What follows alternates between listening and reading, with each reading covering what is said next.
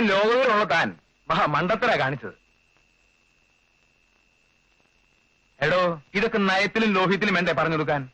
ആദ്യം ആ തള്ളയുടെ പറച്ചിൽ കേട്ടപ്പോ തന്നെ എനിക്ക് അങ്ങ് ചൊറിഞ്ഞു വന്നു. കാര്യമില്ല, കേസിന് പോയാൽ തനിക്കറിയാലോ, ചുരുങ്ങിയത് 5-6 കൊല്ലെങ്കിലും കേസ് കോടതി കിടന്ന് കെട്ടിത്തിരി. അതറിയാം. മാസം ഒന്നും തികച്ചില്ല. ഞാൻ പെങ്ങളുടെ ഭർത്താവിനോട് എന്താ പറയാ? കുറച്ച് കാപ്പി എടുക്കട്ടെ. ആദ്യം ഇതിലൊരു തീരുമാനം ഉണ്ടാവട്ടെ, അതിനുശേഷം അവൻ കാപ്പി. ഞാൻ എന്താ ഇപ്പൊ ചെയ്യേണ്ടത്? വളരെ സ്നേഹപൂർവ്വം താണുകയാണ് അപേക്ഷിക്കും. തന്റെ കഷ്ടപ്പാടുകൾ പറഞ്ഞ് മനസ്സിലാക്ക്. കഷ്ടപ്പാടൊന്നും അവറ്റോളോട് പറഞ്ഞിട്ടൊരു കാര്യമില്ല. മാനൊന്നും കളയാൻ പറ്റില്ല. ഇനി പറഞ്ഞ സ്നേഹം കൊണ്ടും നയം കൊണ്ടും ഒരു കളി കളിച്ചു നോക്കാം. അഥവാ ഇച്ചിരി വൈകിപ്പോയാൽ അത് മാത്രം നടപ്പില്ല. അല്ല, പറഞ്ഞതേ ഉള്ളൂ. ചേച്ചി, ഇത് ടീച്ചർ തന്നതാ. ഭക്ഷണ വസ്തുക്കളെ 7ആയി തരംതിരിച്ചിരിക്കുന്നു. 1 ഇലക്കറികൾ, മത്തങ്ങ, കാരറ്റ് തുടങ്ങിയവ. 2 തക്കാളി, നാരങ്ങ തുടങ്ങിയവ. 3 പഴങ്ങൾ, പച്ചക്കറികൾ. 4 മുട്ട, മത്സ്യം. എന്തോന്നായത്? പോഷകാഹാരത്തിന്റെ ലിസ്റ്റാ. പഴവർഗ്ഗങ്ങൾ നല്ലോണം കഴിക്കണമെന്ന് ടീച്ചർ പറഞ്ഞു. ആഹാ, എന്നാ ടീച്ചറിനോട് തന്നെ വാങ്ങിച്ചു തരാൻ പറ. പോടി അമ്മ, ഞാൻ പോകുന്നു.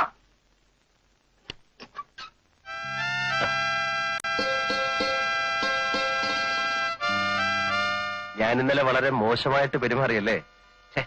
ഭയങ്കര വൃത്തികേടായി പോയി. കുട്ടിയുടെ അമ്മയ്ക്ക് എന്നോട് ദേഷ്യമുണ്ടോ? തീരില്ല. എന്റെ അമ്മയെ പോലെ സ്ത്രീയല്ലേ അവര്. ഇത് കുറച്ച് മുറുക്കാനാ അമ്മയ്ക്ക് കൊടുക്കാൻ. അമ്മ മുറുക്ക് തുടങ്ങിയിട്ടില്ല. ഇല്ലേ? കുട്ടി എവിടെ പോവാ? കേസ് കൊടുത്തോ? അയ്യേ, കേസോ? ഞാനോ? നിങ്ങളുടെ പേരിലോ? കണക്കായി പോയി. പെട്ടെന്നുണ്ടായ ഒരു ദേഷ്യത്തിന് എന്തൊക്കെയോ വിളിച്ചു പറഞ്ഞു എന്നല്ലാതെ. അമ്മ അകത്തില്ലേ? എന്തിനാ? വെറുതെ കാര്യങ്ങളൊക്കെ പറഞ്ഞിരിക്കാൻ. വേണ്ട, ഇന്നലത്തെ നിങ്ങളുടെ സംസാരം തന്നെ അമ്മ ആയുഷ്കാലം മുഴുവനും ഓർമ്മിക്കും. കുട്ടിക്ക് എന്നോടുള്ള പിണക്കം തീർന്നില്ലല്ലേ? അതിന് നമ്മൾ തമ്മിൽ ഇണങ്ങിയിട്ടില്ലല്ലോ. അനിയത്തിയായിരിക്കും. എനിക്ക് ഓഫീസിൽ പോണം. വയ്ക്കുള്ളൂ. ഞാൻ അമ്മയായിട്ട് വല്ല തമാശയൊക്കെ പറഞ്ഞിരിക്കാം. ആളുകളെ ഉപദ്രവിക്കാൻ തന്നെയാണ് തീരുമാനം അല്ലേ? ഇവിടുത്തെ കാര്യങ്ങളൊക്കെ അന്വേഷിക്കുന്നത് ഞാനാണ്, അമ്മയല്ല. എന്താ? ഉമ്മർക്ക് ഇയാള് പിന്നെ ശല്യപ്പെടുത്താൻ തന്നെ പുറപ്പാട്. എനിക്ക് പോണം. ഉമ്മർക്കൊന്ന് പറഞ്ഞ് മനസ്സിലാക്കി കൊടുക്ക്. ധൈര്യമായിട്ട് പോവാ.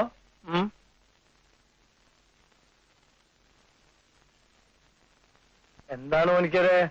എന്താ? അതെന്നാണ് ഞാൻ ചോദിക്കുന്നത്, എന്താന്ന്?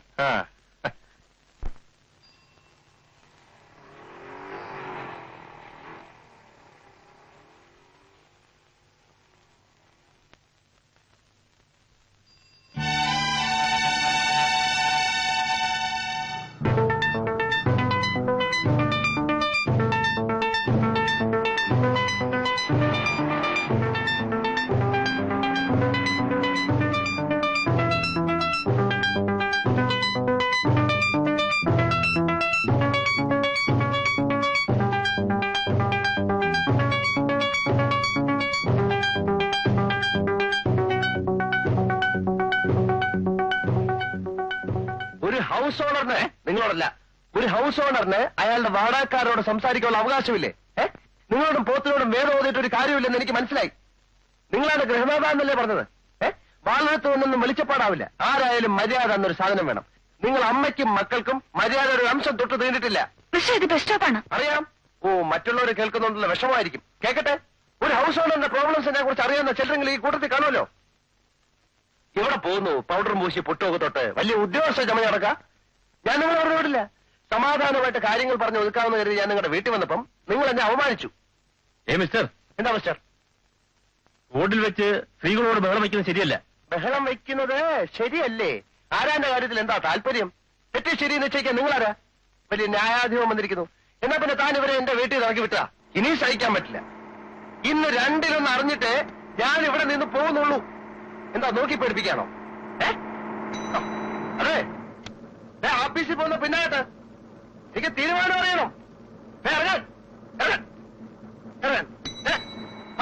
ആ കൊച്ചിനെ അറിഞ്ഞൂടെ? വണ്ടിയല്ലേ ആ കൊച്ചിൽ? ഈ നാട് നന്നാവില്ല, ഒരു കാലത്ത് നന്നാവില്ല. ഇവിടെ സോഷ്യലിസം വരും. കമ്മ്യൂണിസ്റ്റ് വന്നാലും കോൺഗ്രസ് വന്നാലും സോഷ്യലിസം നമുക്ക് വിധിച്ചിട്ടില്ല. ഇവിടുത്തെ building lease and rent control act house ഓണർമാരെ തുറയ്ക്കാൻ വേണ്ടി മാത്രം ഉണ്ടാക്കിയതാ.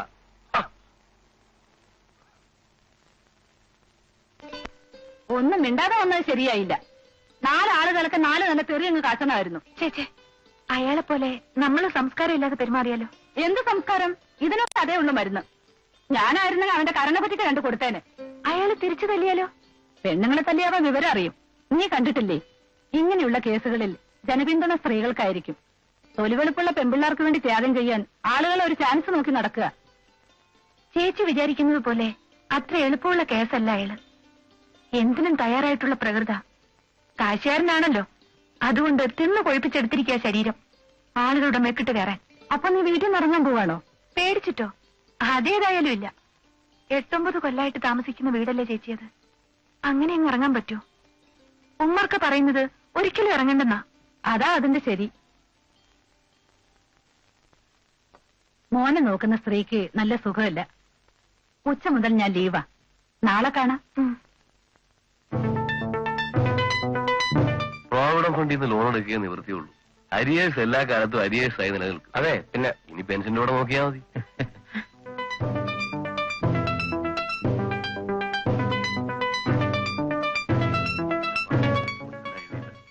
ഈ ഫയലുകളെല്ലാം കൂടി ഡെസ്പെച്ചിൽ കൊടുത്തേക്കാം. ശരി. ഞാൻ പറഞ്ഞോട്ടെ. പിന്നെ ഈ ഫയൽ ഉണ്ടല്ലോ. ഞാൻ ആ കുട്ടിയുടെ ഹൗസ് ഓർഡറാ. ഞങ്ങൾക്കൊരു പ്രോബ്ലം സംസാരിക്കാനുണ്ട്. ഓഫീസ് സമയത്ത് ആരെയും കാണാൻ പറ്റില്ല. ഓഫീസ് ടൈമിൽ പറ്റും. ഞാൻ ഹൈക്കോടതി വരെ ഓഫീസ് ടൈമിൽ ആളെ കണ്ട് സംസാരിച്ചിട്ടുണ്ട്. എന്താ ഒരു കാര്യം സംസാരിക്കണം. ദേ നിങ്ങളെ അന്വേഷിച്ചേ രാവിലെ പോലെ ഞാൻ നടക്കാം. ഞാൻ ഒരു ജലപാനം പോലും കഴിച്ചിട്ടില്ല. എന്നെ വെയിലത്തടുത്തിട്ട് എന്റെ ചക്കരക്കുട്ടി ഫാൻ എഴുതി സൂഹിക്കുക. എന്നിട്ട് അയാളെ പറ്റി പുറത്താക്കി സാറേ. എന്താ ഞാൻ ഒരു കാര്യം സംസാരിക്കുന്നുണ്ട്. ഹൗസ് ഓണറിന്റെ പ്രോബ്ലംസിനെ പറ്റി സംസാരിക്കാൻ പഠിക്കാൻ അങ്ങനെ വെളിയിലൂടാന്ന് വിചാരിക്കണ്ട. ആളെ കുട്ടി പഠിക്കുന്ന ഇറക്കി വിടാൻ നോക്കാം. ഈ ഗോവഷ് കണക്കിന് അങ്ങനെ ആരും ഒന്നും തോന്നിട്ടില്ല. ഞാൻ നിന്നെ എന്റെ ബാഗ് ഞാൻ ഇത് കാണിച്ചു തരാം. ഞാൻ ഇപ്പൊ പോകുന്നു. ഞാൻ വീണ്ടും പൂർവ്വധി ശക്തിയോടെ തിരിച്ചു വരും. പോയിക്കോ. പ്രശ്നം അയാൾ ആരാ?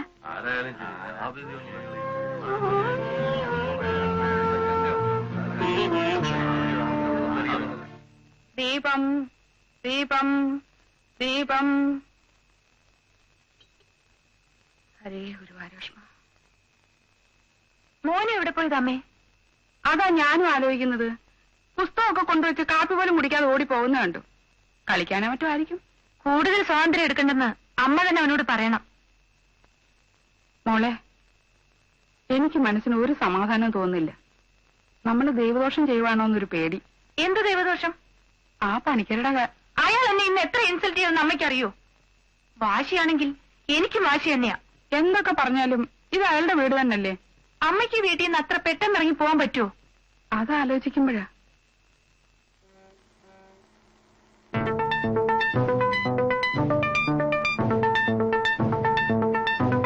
അല്ല കളഞ്ഞുപോയാ? കളഞ്ഞു പോയെങ്കിൽ ഞാൻ നോക്കി എടുത്തോളാം. സാറിന്റെ സഹായം വേണ്ട. കളഞ്ഞുപോയി. സോറി. ഇവിടെ നിൽക്കുക. ഞാനൊരു എഴുതാപാതയാ. എന്നെ മാനം കെടുത്തി തോൽപ്പിക്കാന്നുള്ള ആശ മനസ്സിൽ വെച്ചേക്കും. ഇനി എന്ത് വന്നാലും ഞങ്ങൾ വീട്ടിൽ നിന്ന് ഇറങ്ങി. നിങ്ങൾക്ക് തറവാട്ട് വക സ്വത്ത് കിട്ടിയ എന്റെ വീട്. എന്റെ അച്ഛൻ ആർത്തി ഓഫീസിൽ ക്ലർക്കായിരുന്ന സമയത്ത് എന്ത് കുന്തായാലും ശരി. താനല്ലേ പറഞ്ഞത് കേസ് കൊടുക്കുന്നു? എനിക്ക് കേസ് കൊടുക്കാൻ മനസ്സില്ല. എല്ലാത്തിനും കണ്ടക്ടറിന്റെ വിലക്കാരനാ. ബസ്സിനകത്താണോ ഗുസ്തി? താൻ പോണോ? ഒരു ഹൗസ് ഓണറിന്റെ പ്രോഗ്രാം ഉണ്ടാക്കുന്നത് ഇയാളെന്നെ ഉപദ്രവിക്കുന്നു. ആഹാ. കണ്ടക്ടർ വണ്ടി എടുത്ത് ജലവിലാതി പിടിച്ച് പുറത്താക്ക്. നിന്റെ മറ്റൊരു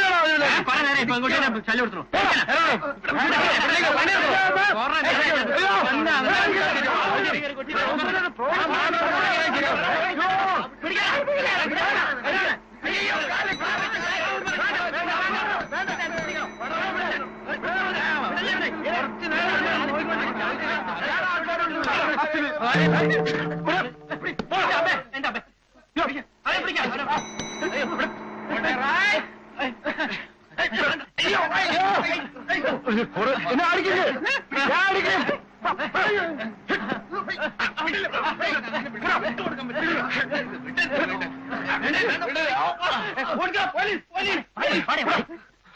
സാർ ഞാൻ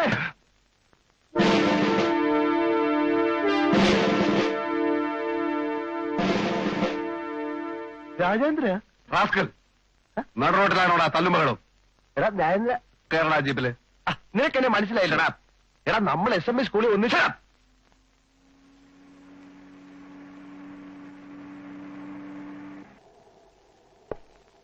ഇറങ്ങി വരണം.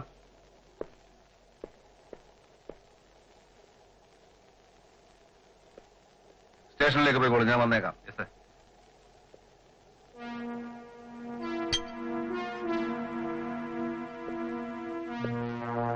വരണം.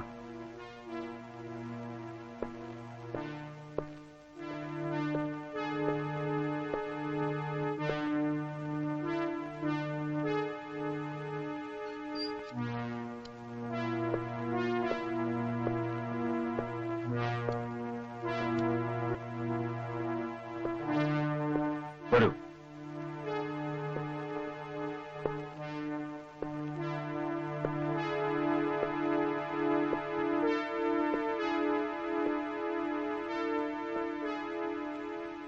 നടുറോട്ട് കിടന്ന് തല്ലുണ്ടാക്കിയതിനുള്ള ശിക്ഷ എന്താണെന്ന് അറിയാമോ?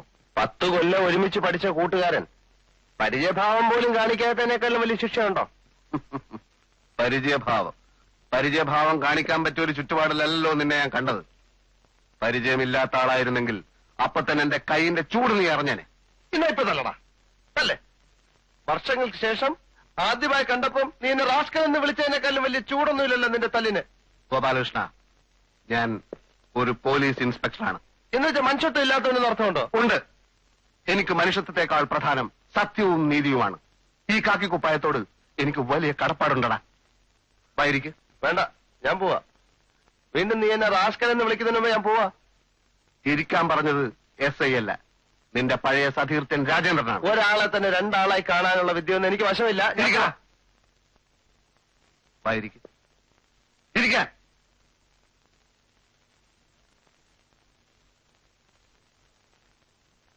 കോട്ടപ്പള്ളി സുലൈമാൻ എന്നൊരാളെ കേട്ടിട്ടുണ്ടോ? ഇല്ല. നഗരത്തെ കിടുകിടാ വിറപ്പിച്ചിരുന്ന ഒരു ഗുണ്ട, ഘനഗംഭീരൻ, അഭ്യാസി, ഇവിടുത്തെ പണച്ചാക്കുകളുടെ കൊടാലിക്കൈ, രാഷ്ട്രീയ നേതാക്കന്മാരുടെ ഇഷ്ടതോഴൻ. ചാർജ് എടുത്തതിന്റെ 3-ാം ദിവസം ഐതിഹാസികമായ ഒരു സംഘടനത്തിലൂടെ ഞാനവനെ തറപറ്റിച്ചു. അവിടുന്ന് അങ്ങോട്ട് എന്റെ ജൈത്രയാത്രയായിരുന്നു.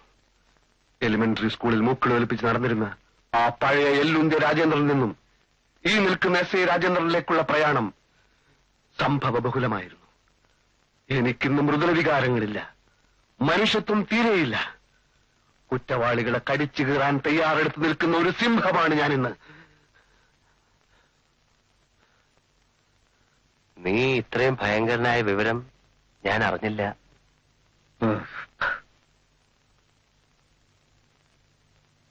ഇവിടെയാണോ താമസം? അതെ. തനിച്ചാണോ? കല്യാണം ഒന്നും കഴിച്ചില്ലേ? കല്യാണം ഈ ജീവിതത്തിൽ അതുണ്ടാവില്ല. അതെന്താ? ഗോപാലകൃഷ്ണ, ഒരു പോലീസ് ഉദ്യോഗസ്ഥൻ ഒരു സന്യാസിയാണ്. സന്യാസി ആത്മീയതക്കായി സ്വയം അർപ്പിക്കുന്നു. ഒരു പോലീസ് ഉദ്യോഗസ്ഥൻ രാഷ്ട്രത്തിന് വേണ്ടി സ്വയം സമർപ്പിക്കുന്നു. സത്യവും നീതിയുമാണ് എന്റെ ഭാര്യ.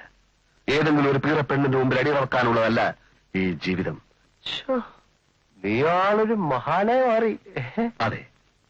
ഇനി പറയൂ, എന്തിനാണ് നീ റോഡിൽ വെച്ച് തല്ലുണ്ടാക്കിയത്? പറയാം. നിന്റെ ഡിപ്പാർട്ട്മെന്റിനെ ഒരാൾ അപമാനിക്കാൻ ശ്രമിച്ചു. ആരാലും ഞാൻ വിടില്ല. അടങ്ങ് ഞാൻ പറയാം. വേഗം പറയൂ. അത് പിന്നെ എന്റെ ഒരു വീട് ഇവിടെ വാടകയ്ക്ക് കൊടുത്തിരുന്നു. അവര് വാടക എന്നവര് കറക്റ്റായിട്ട് ആയിരുന്നില്ല. ഇറങ്ങാൻ പറഞ്ഞിട്ട് ഇറങ്ങുന്നില്ല. ഒടുവിൽ ഞാൻ അവരോട് പറഞ്ഞു പിന്നെ പോലീസ് കംപ്ലൈന്റ് ചെയ്യുന്നു. അപ്പൊ അവിടുത്തെ സ്ത്രീയും മകളും എന്നോട് പറയാ പിന്നെ അവര് പറയാ പിന്നെ പോലീസിനെ അവർക്ക് പേടിയില്ല, ഇവിടുത്തെ SI ഒരു കിഴങ്ങനാണ്, അയാൾ വിചാരിച്ച ഒരു പുല്ലും ചെയ്യില്ല. സ്റ്റോപ്പ്. മതി ഗോപാലകൃഷ്ണ, മതി. എനിക്കിപ്പോ അവരെ കാണണം. എനിക്ക് അവരോട് പ്രതികാരം ചെയ്യണം. പുറപ്പെട്.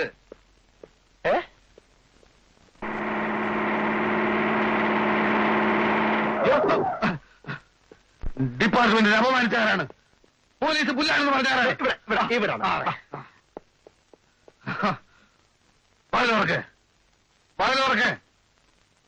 പറഞ്ഞോർക്കാൻ. ഐഷ, ആയിഷ്, എന്തേ? ഇങ്ങോട്ട് ഇറങ്ങിയേക്കാൻ.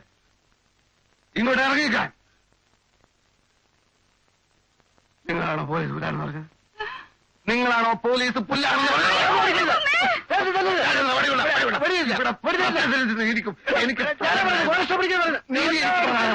എനിക്ക് നീതി വേണം. തല്ലരുത്. വീട് ഒഴിയാൻ പറഞ്ഞാൽ മതി. വീട് ഒഴിയാൻ പറഞ്ഞാൽ മതി. നമുക്ക് പിന്നീട് വന്ന് തല്ലാം. അപ്പൊ എനിക്ക് ടൈം ഉണ്ടാവില്ല. എനിക്ക് ഇപ്പൊ തല്ലണം. വീട് ഒഴിയാൻ പറഞ്ഞാൽ മതി. വീട് ഒഴിയാൻ പറഞ്ഞാൽ മതി. വീട് ഒഴിയാൻ പറഞ്ഞാൽ മതി. മതിയോ? വീട് ഒഴിയാൻ പറഞ്ഞാൽ മതി. ഇപ്പൊ അങ്ങനെ മതിയല്ലേ? ഇങ്ങോട്ട് ഇറങ്ങിയല്ലേ? ഇങ്ങോട്ട് ഇറങ്ങിയല്ലേ? ഇപ്പൊ ഞാൻ തല്ലുന്നില്ല. പക്ഷെ 24 മണിക്കൂറിനകം വീട് ഒഴിഞ്ഞില്ലെങ്കിൽ ഞാൻ ഇനിയും വരും. എല്ലാത്തിനെയും നേരത്തെ തല്ലും. പോലീസ് അതെ. ഏതായാലും ഇത്രത്തോളം വന്ന സ്ഥിതിക്ക് അയൽവക്കക്കാരെ കൂടെ ഒന്ന് വരട്ടിയാലും ഒറ്റയുള്ളതിന് പോലീസിനെ പേടിയില്ല. പോലീസിനെ പേടിയില്ലാത്തവന്മാര് ധൈര്യം ഉണ്ടെങ്കിൽ ഇറങ്ങി വാടാ. കോട്ടപ്പള്ളി സുലൈമാനെ ഇടിച്ച് തറവെറ്റിച്ച എസ് ഐ രാജേന്ദ്രനാണ് പറയുന്നത്. 24 മണിക്കൂറിനകം വീടൊഴിയാൻ ഇവരോട് പറഞ്ഞിട്ടുണ്ട്. ഇവൻ എന്റെ ക്ലാസ്മേറ്റ് ആണ്. ഇവനെ തൊട്ട് കളിച്ചാൽ പോലീസ് ഡിപ്പാർട്ട്മെന്റ് കയ്യും കെട്ടി നോക്കി നിൽക്കയില്ല. ഓർമ്മയിരിക്കട്ടെ. കേരള ജീപ്പില്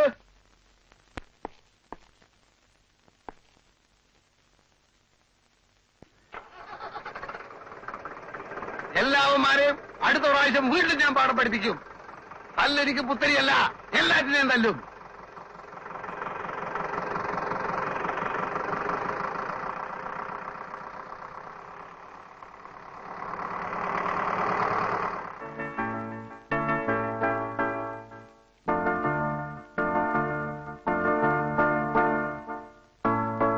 എന്താ ഉമ്മർക്ക പോലീസൊക്കെ വന്നു പോകുന്നത്? എനിക്കതിനാ പിടിയിട്ടാത്തതെന്ന്. ഞാൻ അനുജന്റെ കത്തും ദുബായ് നളിയന്റെ ഡ്രാഫ്റ്റും കൂടി വന്നിട്ട് റെഫർ ചെയ്ത് ഉറങ്ങിപ്പോയി. ആഴ്ച വരെയും എന്തോ പോലീസ് വന്നു പോയിന്നിട്ട് എന്തെങ്കിലും ആഴ്ചയായി. 24 മണിക്കൂറിനുള്ളിൽ വീട് ഒഴിയണമെന്ന് പറഞ്ഞു. ആ പണിക്കര് ചില്ലറക്കാരനൊന്നും അല്ലാട്ടോ.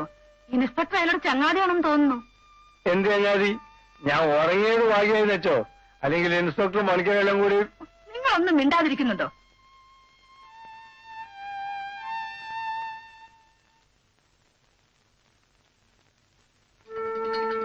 ഇൻസ്പെക്ടർ എന്ന് കാണണമായിരുന്നു.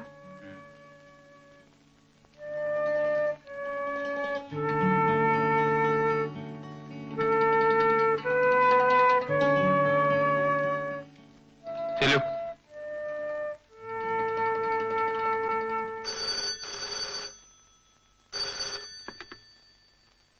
Yes, inspector Rajendran here. അതെ, ശരിയാണ്. തല്ലിയതും ശരിയാണ്. കുറ്റവാളികളെ കെട്ടിപ്പിടിച്ച് ഒരു ഉമ്മ കൊടുക്കാൻ ഇൻസ്പെക്ടർ രാജേന്ദ്രൻ ശീലിച്ചിട്ടില്ല. അതെ അതെ, നിങ്ങൾ ഭരണകക്ഷിയോ പ്രതിപക്ഷമോ എന്നുള്ളതല്ല ഇവിടുത്തെ പ്രശ്നം. പ്രതി കുറ്റം ചെയ്തിട്ടുണ്ടോ എന്നുള്ളതാണ്. അതെ അതെ, എനിക്ക് ഭയമില്ല. സത്യത്തിന് വേണ്ടിയാണ് ഞാൻ നിലകൊള്ളുന്നത്. നീതി നടപ്പാക്കാൻ വേണ്ടിയാണ് ഞാൻ ഈ കാക്കി കുപ്പായ വിട്ടത്. ഇല്ല, ഒരു വിട്ടുവീഴ്ചയുമില്ല.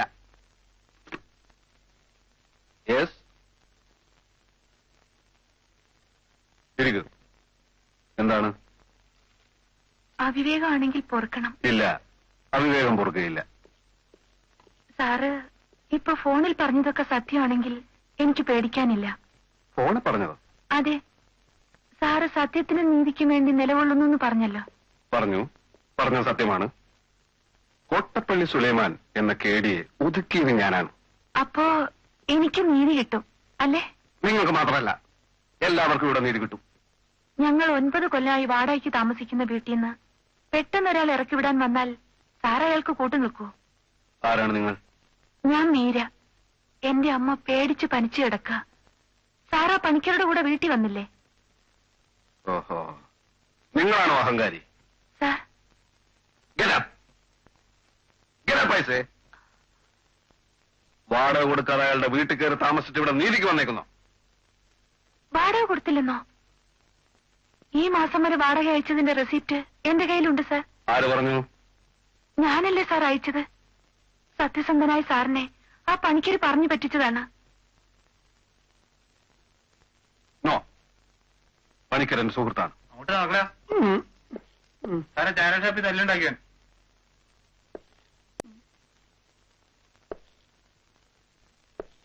ഓഹോ, ഇവനാണോ? അയ്യോ, ഞാനല്ല sir.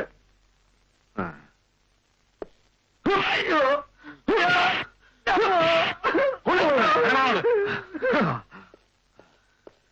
I am very strict.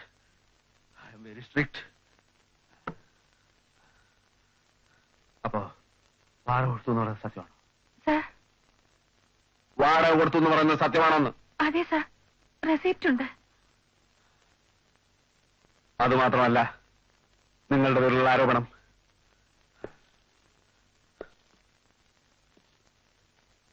Police പുല്ലാണെന്നും sub inspector, അതായത് ഞാൻ, ഒരു കിഴങ്ങനാണെന്നും നിങ്ങൾ പറഞ്ഞില്ലേ?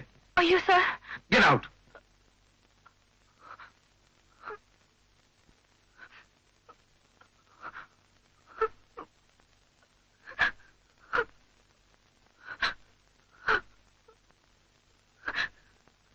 എന്തിനാണ് സാർ സാറ് കിഴങ്ങനാണെന്ന് ഞാൻ പറയുന്നത്?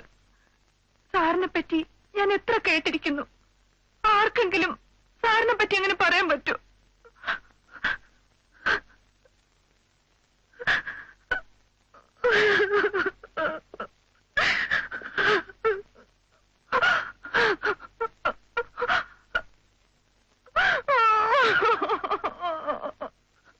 വാടക കൊടുത്തില്ലെങ്കിൽ ഞങ്ങളെ ഇറക്കി വിട്ടോട്ടെ. കൊടുത്തു എന്ന് തെളിഞ്ഞാൽ ഞങ്ങളെ താമസിക്കാൻ അനുവദിക്കൂ സാർ. അത് സാറല്ലാതെ ഞങ്ങൾക്ക് നീതി തരാൻ മറ്റൊരാളില്ല. ഞാൻ ആലോചിക്കട്ടെ. കരയാതിരിക്കൂ. ആ കണ്ണു തുറക്കു കുട്ടി. പോയിക്കോളൂ, കുട്ടിക്ക് നീതി ലഭിച്ചിരിക്കും. ഉറപ്പാണോ സാർ? എസ് എ രാജേന്ദ്രനാണ് പറയുന്നത്. പോയിക്കോളൂ. Thank you sir. നിൽക്കൂ.